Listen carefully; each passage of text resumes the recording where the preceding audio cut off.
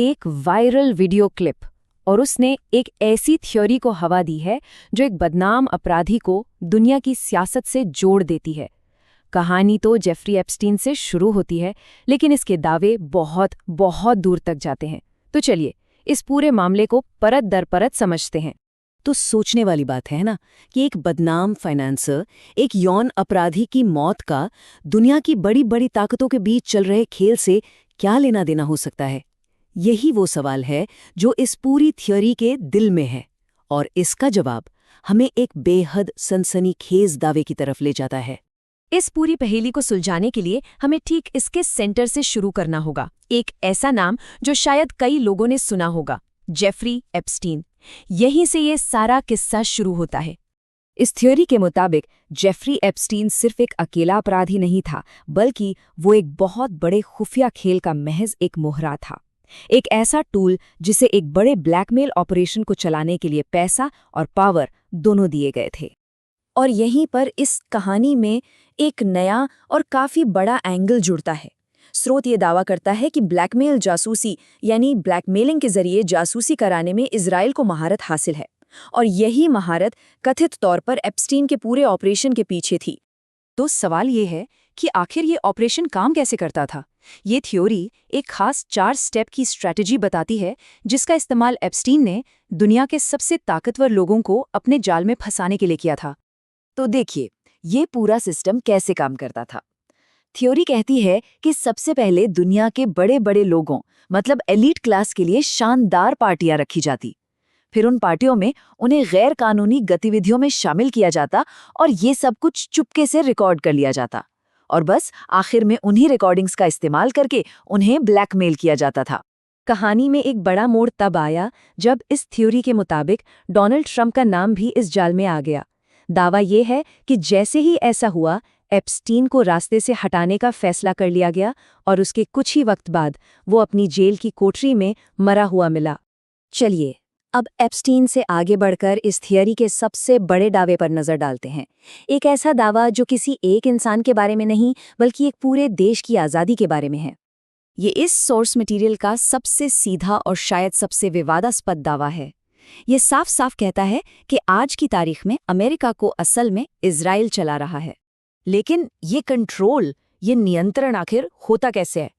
Theory के मुताबिक इसके 4 बड़े रास्ते हैं। अमेरिकी चुनावों में बड़े बड़े डोनेशन देकर, बड़े बैंकों को कंट्रोल करके, सिलिकॉन वैली की टेक कंपनियों पर अपना असर डालकर, और आखिर में मीडिया के बातों को अपने हिसाब से मोड़कर। इस कथित कंट्रोल का एक बहुत ठोस उदाहरण भी सोर्स में दिया गया है। दावा है कि इसी असर के चलते प्रधानमंत्री नेतन्याहू ने उस वक्त के राष्ट्रपति ट्रंप को सीधे सीधे ईरान पर एक बहुत शक्तिशाली बम से हमला करने का आदेश दिया था। पर इतना असर, इतना दबदबा आखिर बना कैसे? इस थ्योरी के हिसाब से ये कोई 1-2 दिन की बात नहीं है। इसकी जड़ें सदियों पुरानी हैं। चलिए इस कहानी के इतिहास में चलते हैं। यहाँ सोर्स एक बहुत ही जरूरी ऐतिहासिक फर्क की तरफ इशारा करता है। दावा यह है कि जहाँ एक तरफ ईसाई और मुस्लिम धर्मों में ब्याज पर पैसा देना लेना मना था, वहीं यहूदी प्रथा में इसकी इजाज़त थी, और इसी वजह से वो धीरे धीरे पैसा जमा करते गए। ये टाइमलाइन दिखाती है कि ये फाइनेंशियल पावर कथित तौर पर कैसे बढ़ी। मध्य युग में ब्याज से पैसा कमाया। फिर द्वितीय विश्व युद्ध के दौरान एक और विवादास्पद दावा किया जाता है कि ब्रिटिश हार की झूठी अफवाह फैलाकर फाइनेंशियल मार्केट से सस्ते में संपत्ति खरीदी गई, और वर्ल्ड वॉर 2 के बाद स्ट्रैटेजी बदल गई। अब सीधी बिजनेस करने के बजाय इन्वेस्टमेंट के जरिए, यानी अप्रत्यक्ष रूप से कंट्रोल करने पर जोर दिया गया। और यहीं पर ये सोर्स हिटलर के यहूदी विरोधी होने की एक अपनी और काफी विवादास्पद वजह बताता है। दावा यह है कि हिटलर इसलिए नाराज था क्योंकि जर्मनी में रहने वाले यहूदी कथित तौर पर उसके दुश्मन देश ब्रिटेन की आर्थिक रूप से मदद कर रहे थे। चलिए अब इस थ्योरी के आखिरी हिस्से पर चलते हैं, जो इजराइल के भविष्य को लेकर किए गए दावों से जुड़ा है। सोर्स एक और चौंकाने वाला दावा करता है कि इजराइल ने आज तक आधिकारिक तौर पर अपनी सीमाएं यानी बॉर्डर्स तय नहीं किए हैं, और थियरी के मुताबिक ऐसा इसलिए है क्योंकि उसका असली मकसद लगातार अपने इलाके को बढ़ाते रहना है। तो आखिरी मकसद क्या है?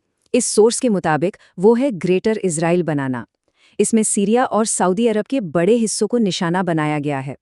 ये भी दावा है कि गजा को एक प्रॉक्सी युद्ध की तरह इस्तेमाल किया जाता है ताकि अरब देश उसी में उलझे रहें, जबकि इजराइल पहले ही सीरिया की राजधानी दिमिश्क के बहुत करीब पहुंच चुका है। और आखिर में ये सारी बातें इस एक लाइन पर आकर सिमट जाती हैं। इस सोर्स का नज़रिया ये है कि देशों के बीच रिश्तों में दोस्ती या दुश्मनी जैसा कुछ नहीं होता। जो कुछ होता है वो सिर्फ और सिर्फ अपना फ़ायदा यानी अपने हित होते हैं। तो इस पूरी चर्चा से हम क्या समझ सकते हैं, ये हमें एक बड़े सवाल पर सोचने के लिए मजबूर करती है कि कैसे पर्दे के पीछे काम करने वाले नेटवर्क और इतिहास को बताने के अलग-अलग तरीके आज दुनिया में हो रहे झगड़ों को शक्लें देते हैं। ये एक ऐसा सवाल है जिस पर गौर करना बहुत ज़रूरी है।